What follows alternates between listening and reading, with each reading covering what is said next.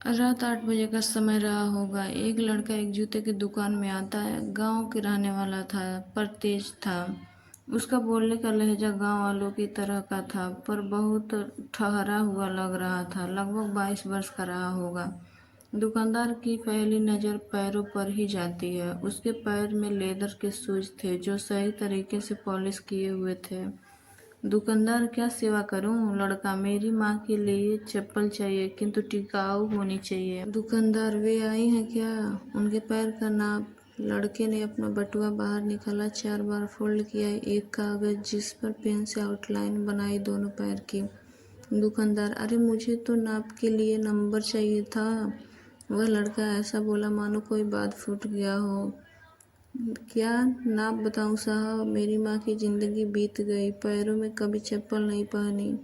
माँ मेरी मजदूर है, काटे झाड़ी में भी जानवरों जैसी मेहनत कर कर के मुझे पढ़ाया। पढ़कर अब नौकरी लगी, आज पहली तनख्वाह मिली, दिवाली पर घर जा रहा हूँ। तो सोचा माँ के लिए क्या ले जाऊँ। तो मन में आया कि अपनी पहली तनख्वाह से माँ के लिए चप्पल ले जाऊँ। दुकानदार ने अच्छी टिकाऊ चप्पल दिखाई, जिसकी 800 रुपये कीमत थी। चलेगी क्या? वह उसके लिए तैयार था। दुकानदार ने सहज ही पूछ लिया कि कितनी तनख्वाह है तेरी?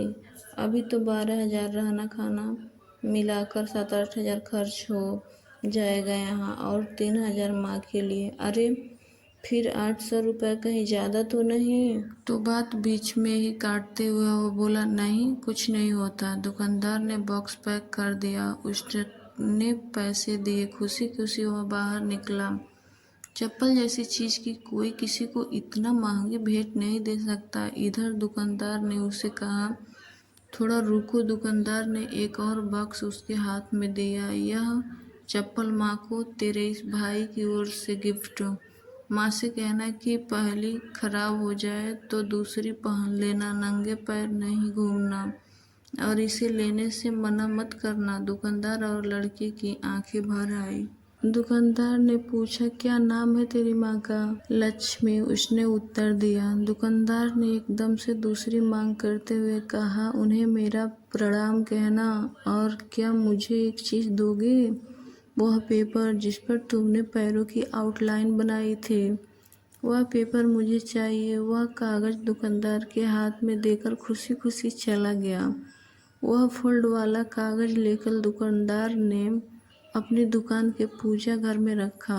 दुकानदार के पूजा घर में कागज को रखते हुए दुकानदार के बच्चे ने देख लिया था, और उन्होंने पूछ लिया कि ये क्या है पापा? दुकानदार ने लंबी सांस लेकर अपने बच्चों से बोला, लक्ष्मी जी के पग लिया है बेटा, एक सच्चे भक्त ने उसे बनाया है, इससे धंधे में बरकत आती है।